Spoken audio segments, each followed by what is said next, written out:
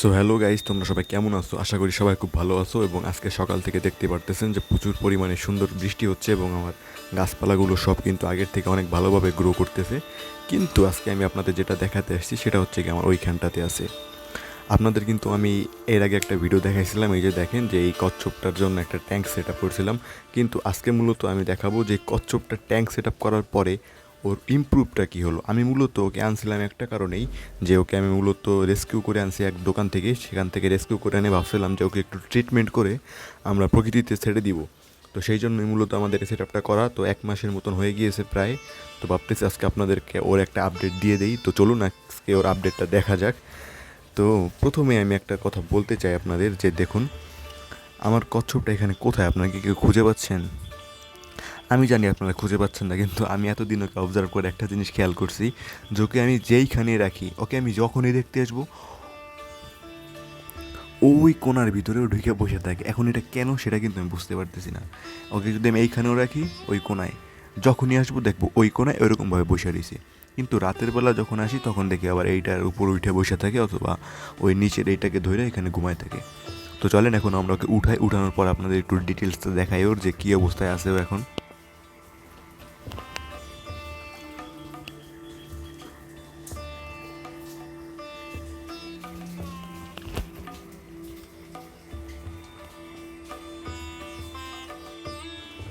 So guys, আপনারা কিন্তু clearly এখানে দেখতে পাচ্ছেন যে ওর হেলথটা কিন্তু আগের থেকে অনেকটা বেড়ে গিয়েছে। কারণ কি, আমি কীভাবে বলতেছি, আমি যখন ওকে প্রথম আনছিলাম তখন ওর এই যে এই পাশের একটা চোখ, এটা কিন্তু খুব ফুলাই গেছিলো। এটা কখন হয়, যখন হচ্ছে কি আপনাদের এই কচ্ছপগুলো একেবারে অনেকক্ষণ যাবৎ, বেশিক্ষণ যাবৎ পানির ভিতরে পড়ে থাকে। আমি যেখান থেকে ওকে আনছিলাম সেখানে ওকে সবসময় পানির ভিতরে রাখা হতো। কিন্তু এখানে আনার পর ওকে আমি ভালোভাবে খাবার দিয়েছি, প্রপারলি সব কিছু করছি। তারপরে ওর গ্রোথটা দেখেন কতটা সুন্দর হয়ে গেছে, হেলদি একটা গ্রোথ হয়ে গেছে। তো ওকে নিয়ে কিন্তু আমি ভাবতেছি কিছুদিন পরে একটা ভিডিও করবো, ওকে আমি রিলিজ করে দেওয়ার। ওকে যেই খাবারটা দেই, আমি হয়তো আমার সামনে খাই না, বাট প্রায় 15-20 মিনিট পরে এসে দেখি যে অল্প অল্প খেয়ে ফেলছে এবং একদিনের ভিতরে সম্পূর্ণ খাবার খেয়ে ফেলে। আর ওকে আমি কিন্তু সাধারণ যেই খাবারগুলো আছে না ওইগুলোই দিই, যেমন কুমড়া, তারপরে আপনার বিভিন্ন শাকসবজি, এইসবইটাই ও ভালোভাবেই কিন্তু খায়। আর দেখতেই পাচ্ছেন যে ওর হেলথটা কত ভালো হয়েছে। আর ওকে আমি কী করি, এই যে উপরে ওর যেই শেলটা আছে না, এখানে একটু শ্যাওলা হয়েছে, দেখছেন সবুজ হয়ে গেছে। এইটা আমি হচ্ছে কি ওকে প্রায় প্রায় ক্লিন করে দিই। আর সঙ্গে আরও একটা কাজ করি, সেটা হচ্ছে গিয়ে ওকে প্রতিদিন হচ্ছে গিয়ে 30 মিনিটের জন্য হলেও আমি এই রৌদ্রর সময় রোদের ভিতরে রেখে দিই ওকে, যাতে সেখান থেকে রোদের আলোটা পেয়ে যায় ঠিক ভালোভাবেই। কারণ এটা ওর গ্রোথের জন্য খুব ভালো হবে। তো ওকে দেখে আপনাদের কেমন লাগতেছে? কারণ 30 দিন পর ওকে ওর হেলথটা কিন্তু আগের থেকে কিন্তু ভালো হয়েছে, অনেকটা ভালো হয়েছে। কারণ কি, আগে ওকে দেখতাম যে ও পানিতে ডুবে থাকতে পারতো না, কিন্তু এখন সবসময় পানির নিচে ডুবে থাকতে পারে। কারণ ওর ভিতরে যে গ্যাস জমেছিল সেই গ্যাসটা কিন্তু এখন আর এর ভিতরে নাই।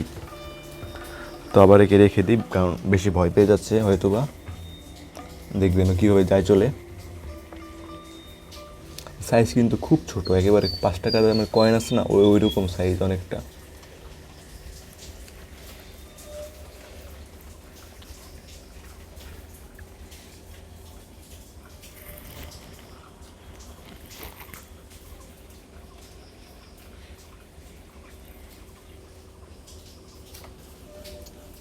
ওই দেখেন গাইস, ওর জায়গা মতন গেছে চলে আবার।